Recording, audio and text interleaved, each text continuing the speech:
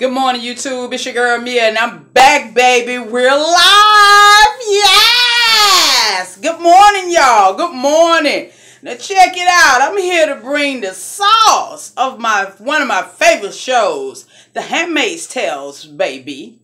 Now, check it out. We're on season 2, episode 6. So if your ass ain't caught up by now, spoiler alert, baby, because Mill is about to bring the sauce, honey. You know, hey, I knew all I had to do was stay tuned, that it was going to be some action. You have to have patience, endurance, wait, baby, wait. Your day is coming. And let me tell you, last night, I watched it 3 times and got up and watched it again.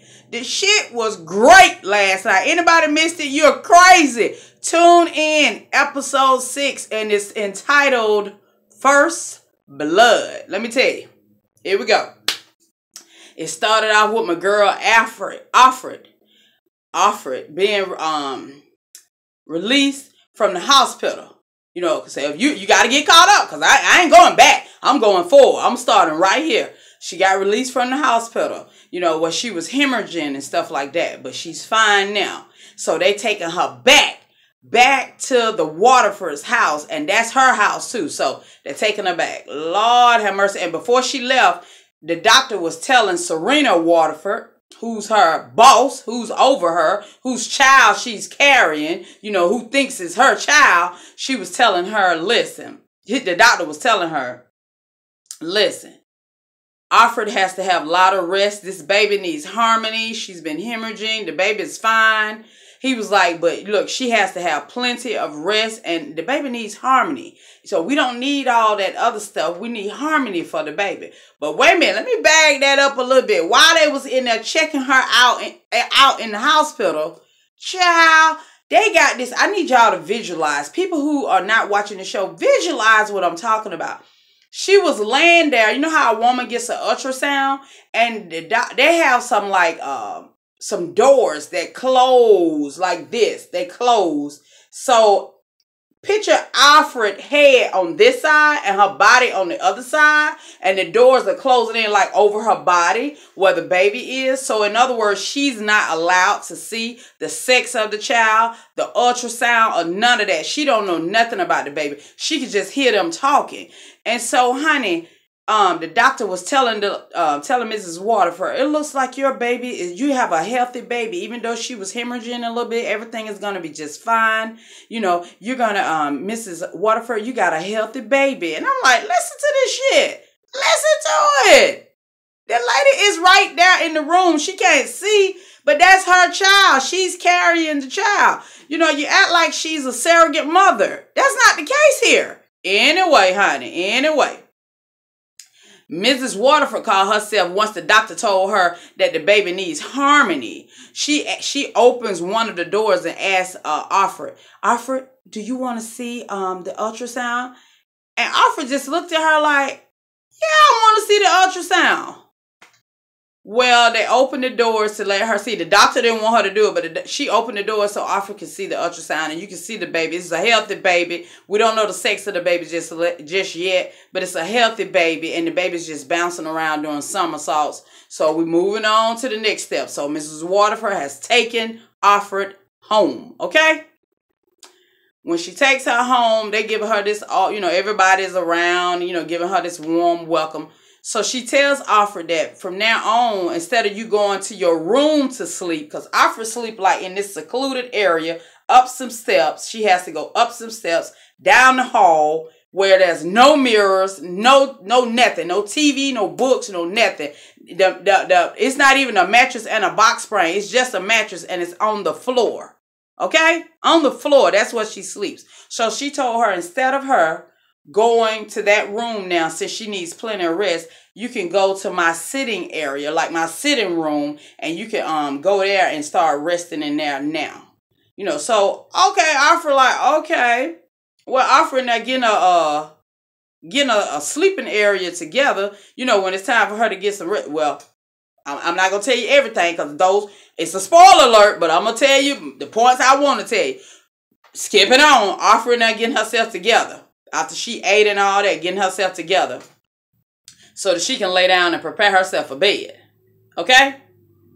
Once she started doing that, ain't no bed in there. It's a sofa. Now, I don't know how goddamn comfortable you can get on the sofa. But, you know, you got to picture this shit. So, I guess it's like a unwanted guest. You know, sleep your ass on the sofa. You know, so you don't get too goddamn comfortable. You know, because you going back to your damn room. Okay? I already knew that was the picture she was trying to paint. You know, it's just like an unwanted guest. You know, sleep your ass right here. You know, hopefully this sofa don't get too comfortable to your ass because you ain't going to be here long.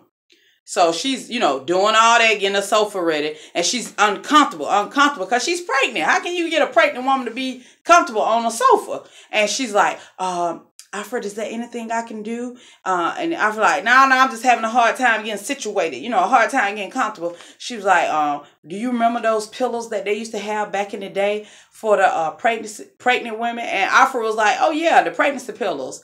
Girl, this woman come out her mouth and say, well, I'll look into getting us one.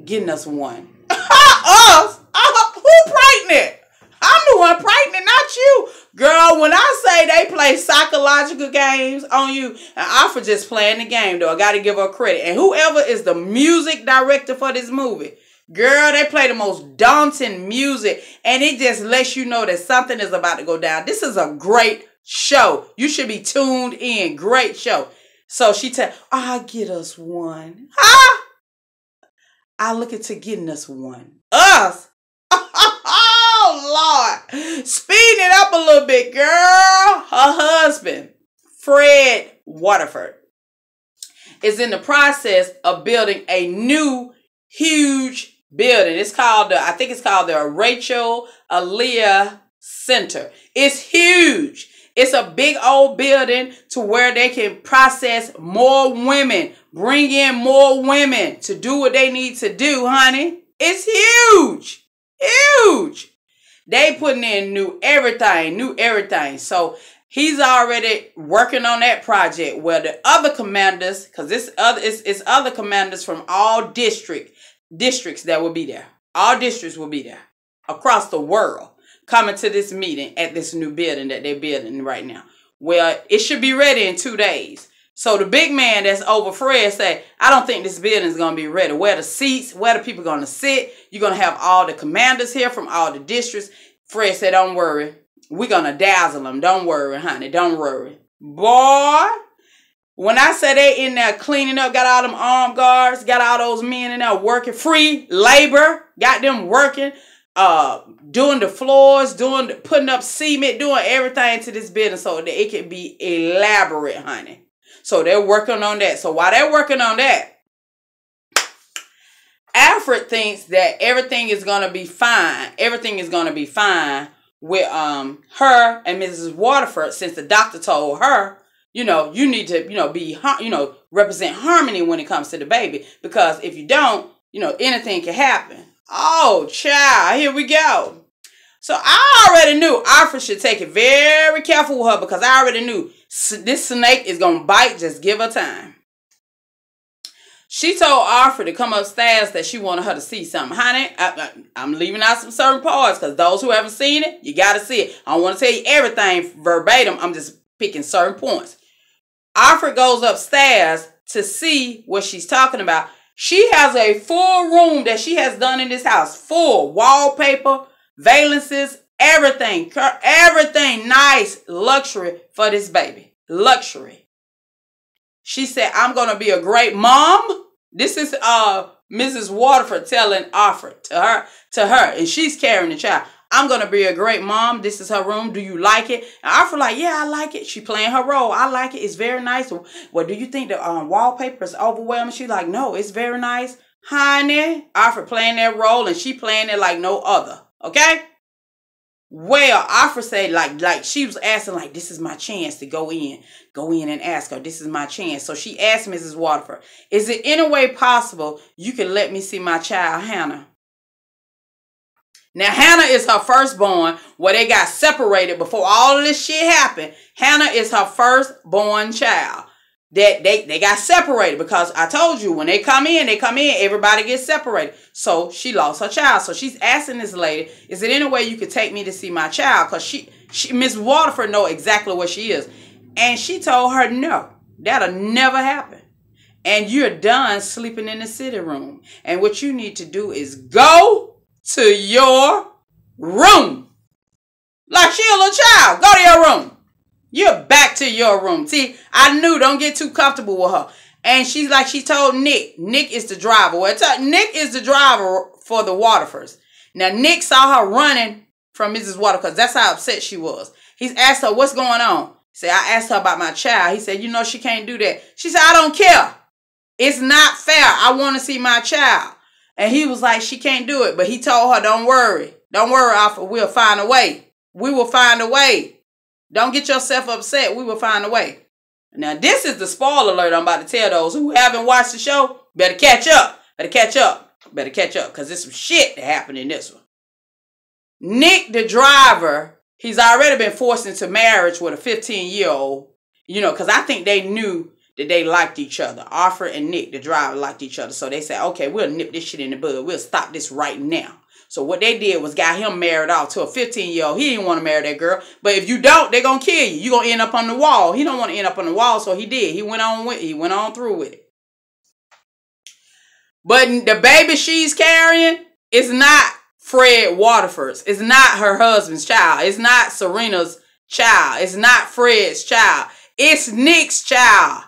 The driver. They don't know. Oh, baby. Oh, baby. It's about to get real. It's about to get real. Okay?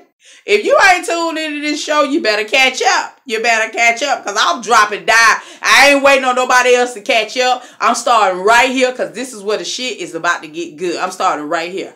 So, he told her, don't worry about it. We're going to find a way for you to get to your daughter. We're going to find a way so you can see your daughter. So, she told him, I'm going to need for you to sleep with your wife. Because if you don't sleep with your wife, your 15-year-old wife, she going to make some noise and she going to have you hanging up there on the wall. In other words, she was trying to tell him she thinks you's a gender traitor. In other words, you know what she's trying to say.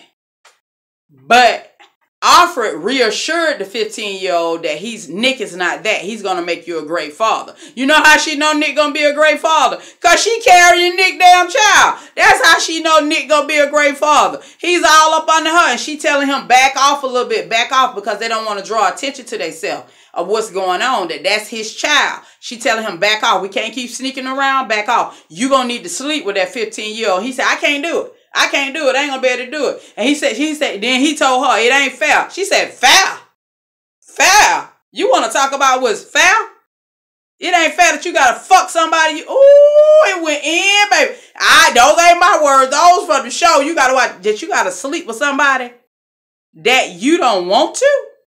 And I'm around here carrying somebody's child. And I had to sleep with him and he thinking it's his child and it's yours. Oh, you want to talk about fair? Oh, baby, it is real. So if you ain't tuned into this show, that's your loss. That's your loss because from this point forward, Mia is moving on. I'm going to speed it up a little bit because I got to go. But let me check it out. Check it out. So I want you to visualize what I'm about to tell you. Okay. I'm speeding it up because I ain't going to go verbatim. I'm speeding it up. Now, everybody is at the conference. Okay, everybody. All of the commanders from all districts, all of the handmaids, all of the people, the gunsmen, all of his patrol, everybody is at this big, huge building. They don't pull out the red carpet like this is in England somewhere.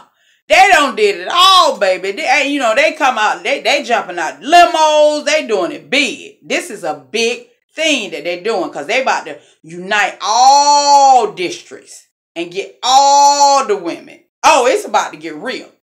So all of the commanders and stuff are inside this glass building. I'm talking about it's spectacular what they have done. All of them sitting down. And Fred Waterford up there giving his commencement speech. Talking about, oh, it's about to be large. This is going to be great. This is going to be, we're going to be able to process more women. He talking about all the things they're going to be able to do. So all of the handmaids are outside of the building, but they're facing the inside, looking at the men. They all outside the surrounding perimeter of the building, looking inside from the outside. They're not allowed inside just yet. Girl, one of my favorite handmaids, the ones where they cut her tongue out. You know what I'm saying? That was Alfred's friend. They used to walk together. They cut her tongue out. The one who can't talk. She had something in her hand. I couldn't see exactly what it was till I went back and looked. So I saw the little pin on it though. The little pin, the little push pin. Beep. She walked right into the conference room where all of the commanders was. She still had her little pin in her hand. She hadn't pressed the button yet. And she turned around and looked at all of the handmaids. All of them. They were looking at her and she was looking at them. They were looking at her and she was looking at them. And she held up her hand. And when they saw her hold up her hand like that, with that little pin sticking up, they took off. Well, she turned around and ran straight to Fred Waterford while he was up there giving his nice little speech. And she looked at all of them in the district, from all of the districts, all of the top dogs, all of y'all who have just done this to women and men and just what y'all have done. I can't wait to the next episode, baby. While she was running toward him, she pressed that damn button. You hear me? Bam! And it blew up. The whole building just blew. And you can see the handmaids running. Oh my God, I watched it 3 times. That's one of the, I was waiting for it to be a reckoning. I was waiting for it. Now they said the title of this one is First Blood. You better believe it, baby. And they drew it last night. I can't wait till next week. Check it out. Check it out. Handmaid's Tale, Season 6, Season 2, Season 2, Episode 6, First Blood. And I'm moving on. So from this point on, I'm moving on. Catch up if you can. Because if you're not, we up through there. We got to go. We got to drop these dimes on what's going on with this show. Excellent show. Last night, I had been waiting on that since Season 1. Last night, all that torture and shit y'all been taking these people through, I was waiting on that. I was trying to go back and figure out where did she get who is she I had so many questions. Who is she working with to get that where she got the bomb? Where did the bomb come from? Who handed the clip to her? Where did they exchange hands? Because she can't talk. They cut her tongue out. So she can't tell nobody. And that's the great thing. You ain't got to worry about her repeating nothing. You know why? She can't talk. Oh, it was great last night. Great show. Last night, they get 10 fingers, thumbs, everything up. Lord have mercy. Y'all have a good day. Please like, share, subscribe, comment. Let me know if you saw that Handmaid's Tale last night. Let me tell you something, honey. This is the show. This show here. This is the show. I see why they won so many Emmys. And if you saw it last night, oh, baby, I couldn't even go to sleep. I got up, took my shower, said, I'm going to watch it one more time because I want to see that I missed anything. Then I got up last night again. I'm going to watch it one more time because it was certain little clips I was trying to catch because I was just trying to see where did the connection come. Did you miss it, baby? Whoever wrote this and the music is right on time. He don't come when you want him, but let me tell you something. The Lord is right on time. Right on time. And they getting exactly what they deserve. But I know it's gonna be some backlash. I know they gotta take us back a little bit next week. So I'm already, bracing myself for that. But right now, I'm enjoying this shit while I can. We might didn't get all of you, but we got some of y'all asses, that's for sure. I can't wait to see the aftermath. I can't wait. Y'all have a good day.